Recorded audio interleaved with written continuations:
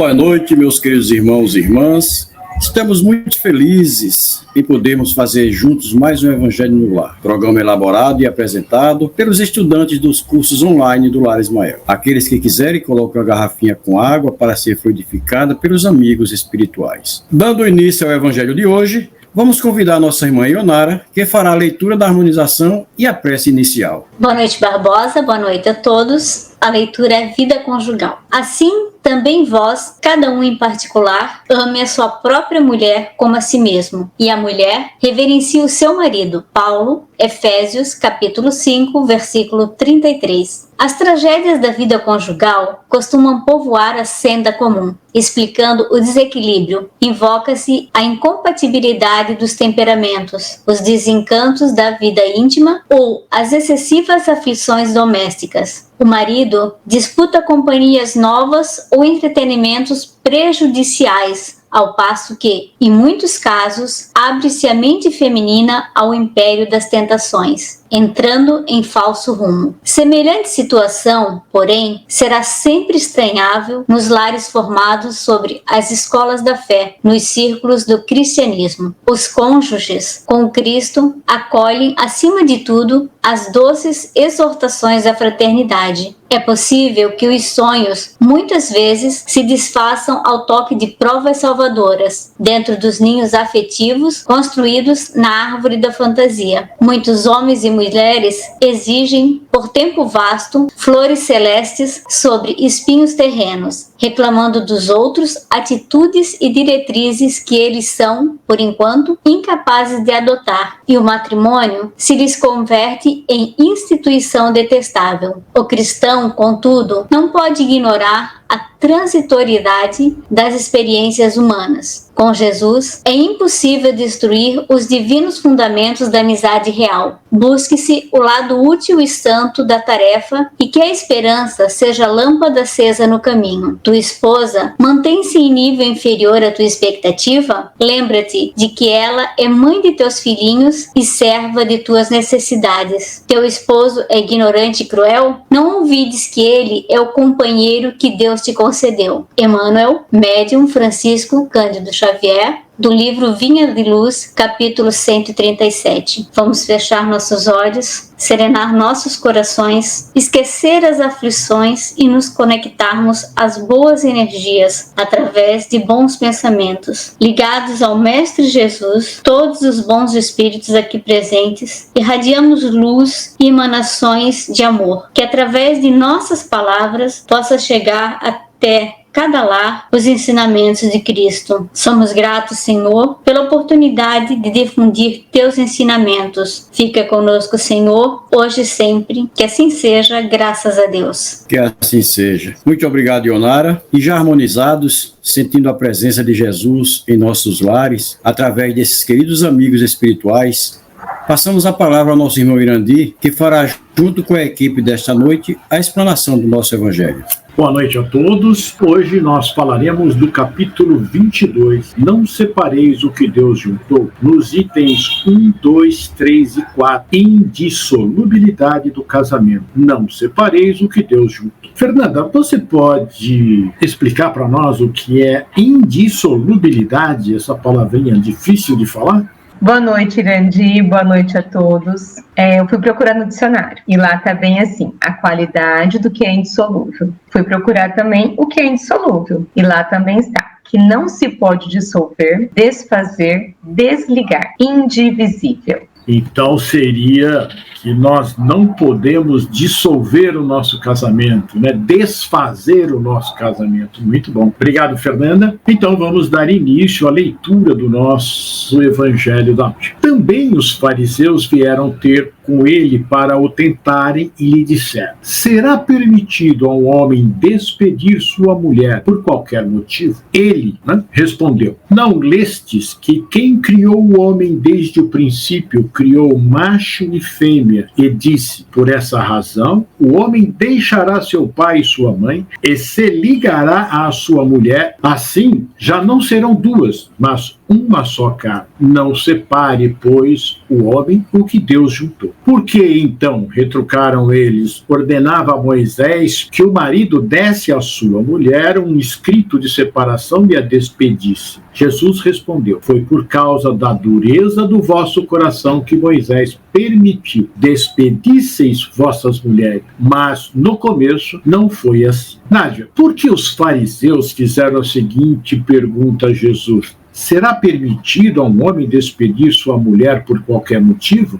Não será, porque o que Deus uniu, o homem não tem poder de separar. Indissolubilidade do matrimônio significa que é uma união permanente. Uma que um homem e uma mulher se têm unido, no matrimônio cristão consumado, não há poder na terra de nenhum homem que possa dissolver esse vínculo. Não separe o homem o que Deus uniu. Isso acontece no casamento por amor. Quando não tem amor, já está separado desde o princípio. Deus não uniu. Então, esse princípio que ele diz, assim, já não serão duas, mas uma só carne, é algo muito sublime. Se imagine vivendo numa situação dessas, de ter a compreensão absoluta entre o casal, combinando em fazer tudo juntos, ter a sintonia de pensamento, as divergências sendo superadas pela conversa fraterna, amorosa, o entusiasmo do casal vendo o progresso um do outro, o prazer de estarem juntos. Para mim, é o que descreve essa frase. E nós sabemos que iremos atingir esse estágio no futuro, mas que façamos esse futuro o amanhã. Teremos paz e o mundo também terá paz. Isso mesmo, Ionara e Nádia. Vocês já imaginaram como deve ser maravilhoso nós podermos viver neste mundo onde todos os casais se compreendem e se amam? É isso que Jesus estava dizendo para os fariseus, né? E dando continuidade assim, aqui a nossa leitura do Evangelho, ele diz: os fariseus estavam testando Jesus. Eles nunca desistiram, né?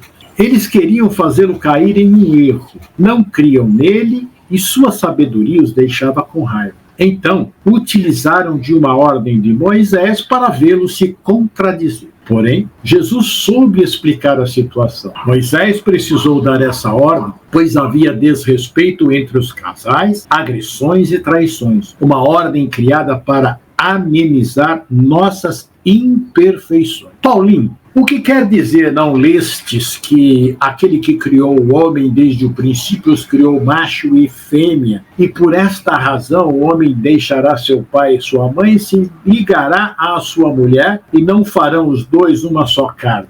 Boa noite a todos. Veja só, Deus em sua lei imutável nos fez um pedido: deixar nosso pai e nossa mãe se juntar à sua mulher. Contudo, nos apresenta a necessidade da união conjugal e suas finalidades. Quando dessa ligação ou união passam a ser não duas, mas uma só carne, Deus criou homem e mulher a fim de procriar e dela a reprodução de sua prole, com o fim de constituir uma família para o progresso moral e espiritual. Bem também nos apresentar a lei do amor, fonte primeira da estabilidade conjugal, princípio de tudo que é a criação da humanidade. O Senhor disse: aquele que proíbe o casamento não é aprovado por Deus, porque o casamento foi instituído por Deus para o homem. DC 49:15. Deste princípio, o casamento tem sido uma lei do Evangelho e deveria durar para sempre, não apenas durante a vida mortal. Novamente, nós voltamos à questão anterior. Deus nos criou para sermos um e não dois. Nós trabalharmos em conjunto. Continuando, então, a leitura do nosso Evangelho. Por isso eu vos declaro que aquele que despede sua mulher, a não ser em caso de adultério, e desposa outra, comete adultério. E que aquele que desposa a mulher que outro despediu, também comete adultério. Silvia, você poderia nos explicar esta fala de Jesus, que parece uma coisa complicada, e uma amiga nossa questionou um padre por isso? Boa noite a todos. Jesus chamou de adultério o segundo casamento depois do divórcio, caso este não tivesse uma base comprovada por Deus. Jesus permitiu o divórcio e o segundo casamento sobre a condição única da imoralidade. A imoralidade é a única cláusula de exceção estabelecida por Jesus. era uma forma de regular o divórcio. Com esse procedimento, a mulher estaria livre para ter outro relacionamento. Sem esse procedimento, se ela voltasse a casar, cometeria adultério. E o homem com quem casou também. O marido dela também cometeria adultério. Uma forma de forçar a regulamentação e também de evitar o divórcio. Essa questão é muito interessante porque teve uma amiga nossa que ficou extremamente revoltada com um sermão de um padre que falou sobre isso. Mas ele não explicou e ela é separada. Então ela ficou brava porque ela falou, poxa, se eu casar novamente eu sou adúltera. E foi uma questão que a gente foi procurar saber direitinho para ver o que Moisés tinha dito. E Moisés, então, como o texto nos diz, ele regulamentou uma situação muito complicada daquela época. E a lei civil, ela vai se modificando de acordo com a evolução que nós vamos tendo. Então, era necessário ser duro assim. Mas Jesus dá uma amortizada na situação desta lei. E ele diz, olha, se não foi por adultério, então realmente cometerá adultério. Mas se por motivos de adultério, então ela pode casar que não tem problema. Mas isso, gente, naquela época, pela dureza do nosso coração, porque o homem dispensava a mulher de qualquer forma. Então, para proteger a mulher, que Moisés agiu desta forma, Jesus vem e dá uma normalizada. Mas ele coloca uma coisa importante, que é a lei do amor. E é claro que hoje a lei mudou, porque não precisa haver um adultério para o casal se separar. E não será adúltero adúltero hoje. Porque é melhor separar o que já está separado do que deixar e continuar e ocasionar uma tragédia. Então vejam como isso foi mudando com o tempo. Então esta parte desse adultério, ela já não existe mais. Agora existe dentro do coração de cada um de nós, porque nós vamos saber o que nós estamos fazendo. Ficou muito claro, então, que esta lei foi colocada naquele momento. Hoje já não tem mais essa preocupação. Continuando com a nossa leitura, imutável só há o que vem de Deus. Tudo que é obra dos homens está sujeito a mudança. As leis da natureza são as mesmas em todos os tempos e em todos os países. As leis humanas mudam segundo os tempos, os lugares e o progresso da inteligência. Foi o que nós falamos. No casamento, o que é de ordem divina é a união dos sexos, para que se opere a substituição dos seres que morrem. Mas as condições que regulam essa união são de tal modo humanas que não há no mundo inteiro, nem mesmo na cristandade, dois países onde elas sejam absolutamente idênticas e nenhum onde não hajam, com o tempo, sofrido mudanças. Fernanda, diante dessa narrativa, explique a diferença das leis humanas que regem o casamento e da lei natural, por favor. Erandi, a lei é um conjunto de normas que devem ser seguidas, né? Existem as leis naturais, como você disse, e a lei que é a lei de Deus e a lei dos homens. A lei dos homens muda conforme a época que nós estamos vivendo. Não tinha como Moisés falar com o pessoal daquela época de uma maneira mais leve, né? Não tem nenhum país que a lei é igual. Conforme a necessidade, os costumes, as leis mudam. Conseguimos ver que essa lei humana é submetida ao progresso que é lento e constante. Quanto mais se aproxima a verdadeira justiça, menos se altera. Antigamente nós víamos coisas absurdas que eram aceitas como normais. As leis de Deus estão escritas na nossa consciência, porém nos esquecemos. E para que as suas leis fossem lembradas, Deus sempre envia, todos os tempos, homens com a missão de relembrá-las. Devemos amar a Deus acima de todas as coisas. Se respeitarmos os 10 mandamentos, estaremos cumprindo com as leis de Deus. Muito obrigado, Fernanda. Foi tudo isso que nós acabamos de falar e acabamos de ler e que Fernanda agora complementou para a gente, né? Nós vemos que as leis vão mudando de acordo com o tempo. Daí resulta que, em face da lei civil, o que é legítimo num país e em dada época é adultério noutro país e noutra época. Isso pela razão de que a lei civil tem por fim regular os interesses das famílias, interesses que variam segundo os costumes e as necessidades locais. Assim é, por exemplo, que em certos países o casamento religioso é o único legítimo. Noutros é necessário, além desse, o casamento civil. Noutros, finalmente, este último casamento basta. Barbosa, baseado no que vimos até aqui, qual casamento é legítimo, religioso ou civil? E qual a situação daqueles que se unem e não se casam nem no religioso, nem no civil? Conforme nós vimos aí anteriormente, Irandir, depende do país onde nós estejamos, muda a legalidade do casamento. No Brasil, o legítimo seria o civil. No nosso país, seria o civil. Mas como nós vivemos num país em que a maioria dos habitantes são católicos, optamos por essa modalidade. Até porque, desta forma, cumprimos todos os requisitos legais na igreja e no civil. Mas temos também aqueles que optam por viver juntos, sem casar no civil nem no religioso, que damos o nome de união estável. E esta é reconhecida como entidade familiar, assim como o casamento. Por isso, garante às partes os mesmos direitos e deveres previstos no casamento. Ou seja, fidelidade recíproca, vida em comum, mútua assistência, sustento, guarda e educação dos filhos, e respeito e consideração mútua. E como esta união é vista pela lei de Deus? Em Mateus, capítulo 18, versículo 19, está escrito: também vos digo que, se 2 de vós concordarem na terra acerca de qualquer coisa que pedirem, isto lhes será feito por meu Pai que está nos céus. Então, observando o parágrafo anterior, podemos concluir que se as igrejas concordarem em fazer o casamento somente religioso com base na união estável, desde que seja feito entre quem se ama, Deus aceitará nos céus.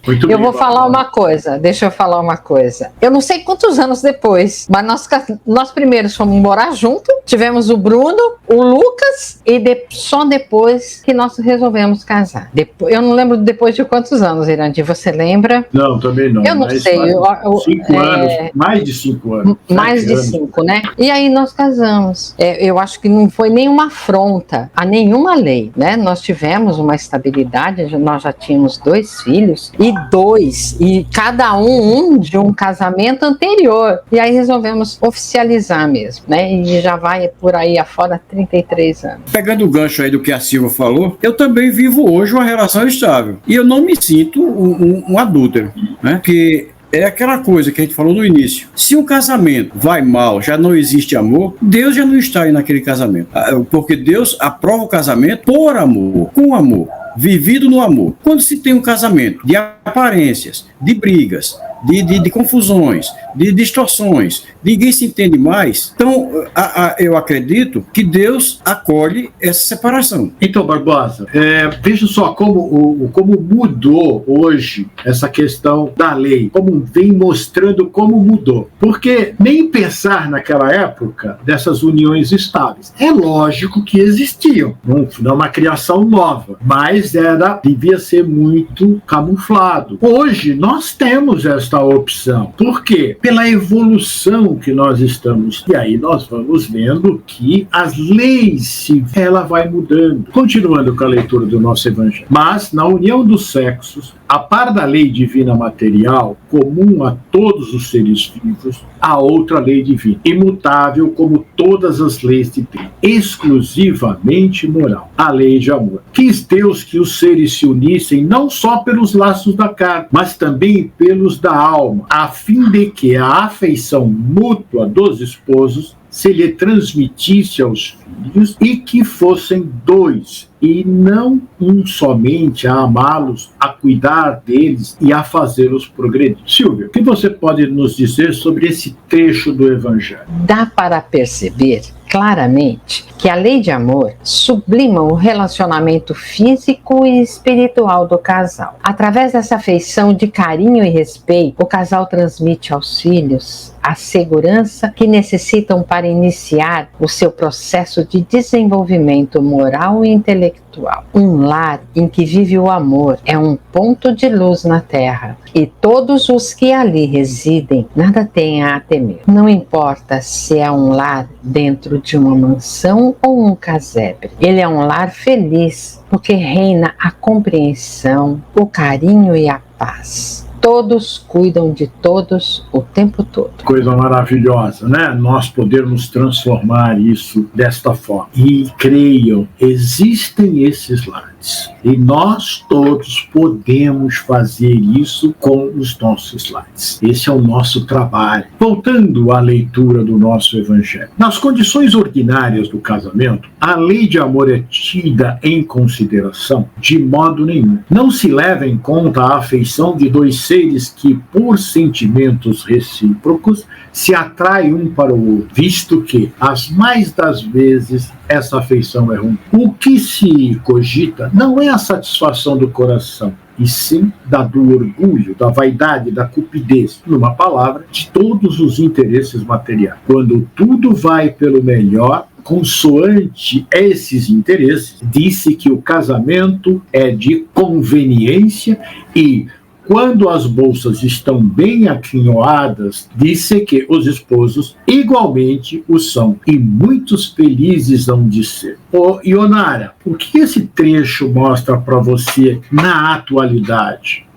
Nos dias de hoje, né, há muito mais interesse nos casamentos e muito mais conveniência do que realmente amor. A gente nem sempre tem relações saudáveis e isso é motivo de tristeza e dor. Quanto casamento existe por apelo financeiro, por status, vaidade, orgulho, mostra-se um casamento só de aparências, perfeito aos olhos dos que vêm de fora, e acredita-se que é um casamento perfeito, mas em seu íntimo os pares encontram angústias, insatisfações e tristeza. Esses casamentos muitas vezes não resistem aos problemas do dia a dia, como uma doença, um desajuste familiar, um problema financeiro ou mesmo a vaidade, né? A vaidade da atração por outra pessoa. Aí a gente encontra a diferença da união por amor, onde enfrentam juntos todos os problemas e onde tudo dividem, não como um peso ou como uma obrigação, mas por realmente se importarem com o bem-estar um do outro. E esses relacionamentos são sempre pautados pelo respeito e amor mútuo, e também amor a Deus. Maravilha, viu?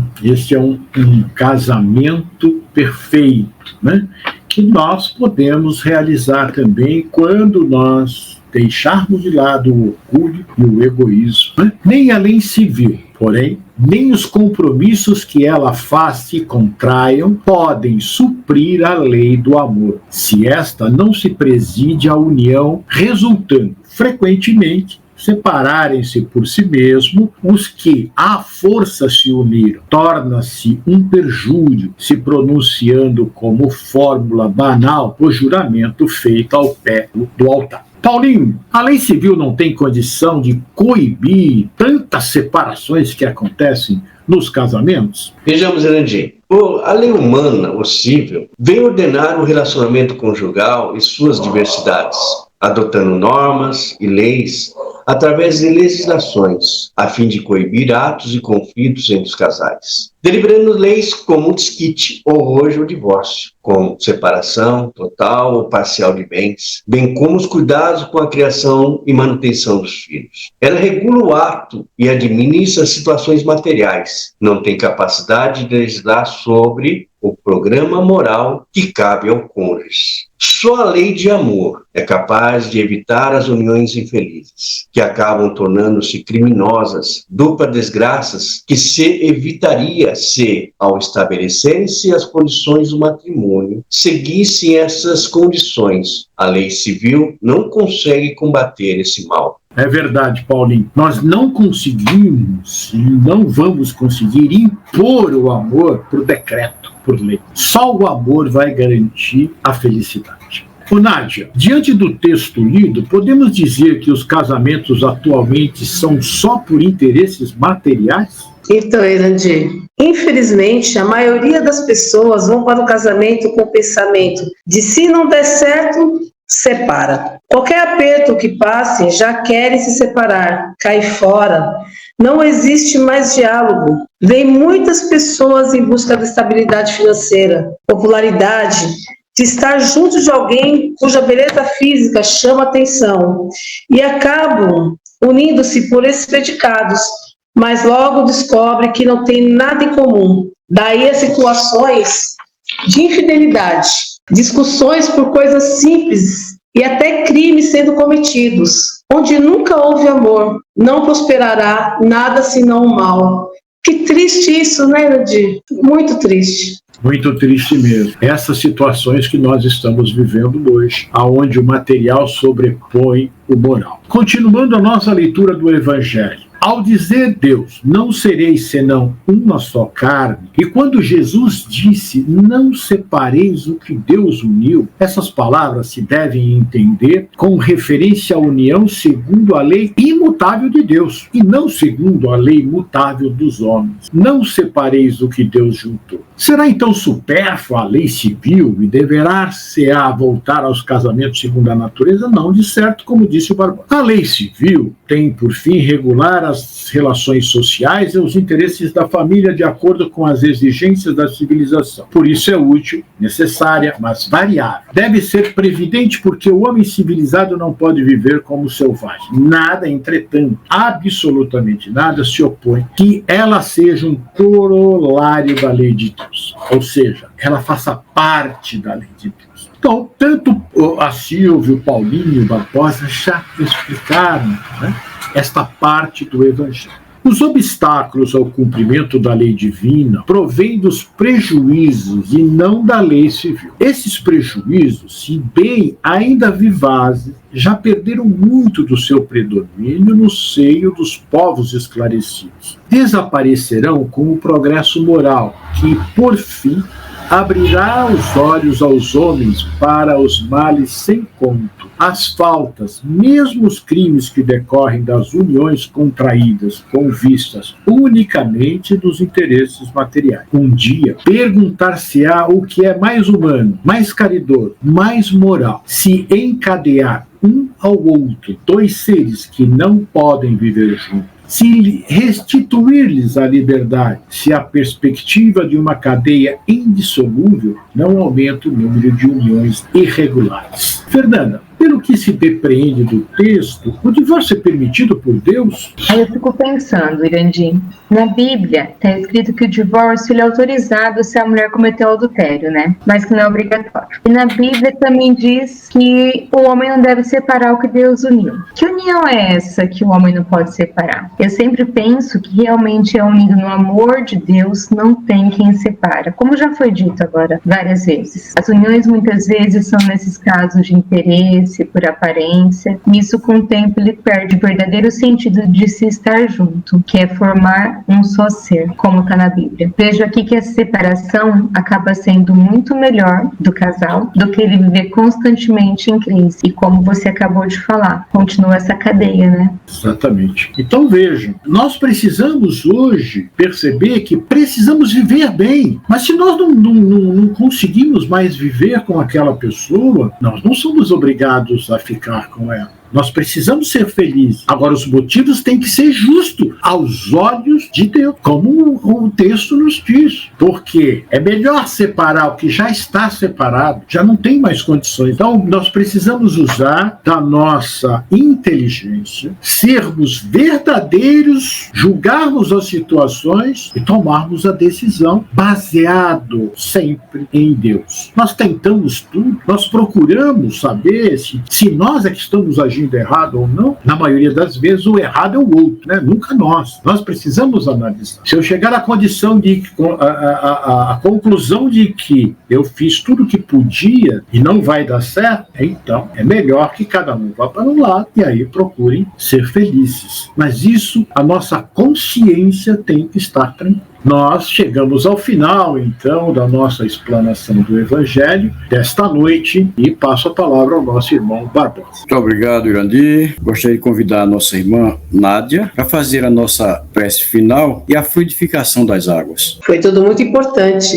né? Eu achei maravilhoso. Senhor Jesus, agradecemos a oportunidade de ter realizado mais um Evangelho. Que Deus abençoe e possa fluidificar as nossas águas. Que assim seja, graças a Deus. Graças a Deus. Obrigado, Nádia. Obrigado a todos vocês que participaram. Agradeço a todos os participantes deste nosso Evangelho e a todos aqueles que estão nos acompanhando em seus lares, e os convidamos para estarem presentes novamente na próxima semana. Lembrando que este programa ficará gravado no canal do Lar Ismael, no YouTube, e você pode assisti-lo quando desejar, e também enviar aos seus parentes e amigos. Afinal, precisamos divulgar a mensagem de Jesus. Jesus nos abençoe. Até a próxima segunda-feira às 18 horas, e que Ele esteja no coração de cada um de vocês.